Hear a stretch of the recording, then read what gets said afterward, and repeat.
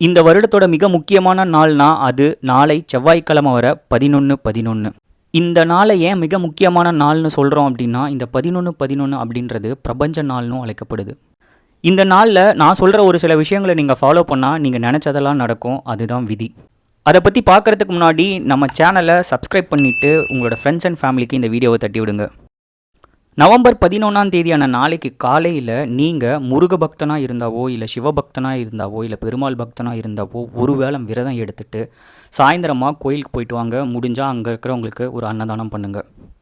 இதை பண்ணி முடிச்சுட்டு நீங்கள் இரவு 11 மணிக்கு வீட்டுக்கு அருகிலேயோ இல்லை வீட்டு மாடியிலேயோ வந்துட்டு மேலே வானத்தை பார்த்து உங்களுக்கு இருக்க சின்ன ஆசைகளை கடவுள்கிட்ட மனதார வேண்டி எனக்கு இந்த விஷயம் நடக்கணும் அப்படின்னு நீங்கள் மனதார வழிபட்டீங்க அப்படின்னா அது நடக்கும். அதுதான் இதை லா ஆஃப் அட்ராக்ஷன் அப்படின்றது, அதாவது பிரபஞ்ச ஈர்ப்பு விதி அப்படின்னு சொல்கிறாங்க.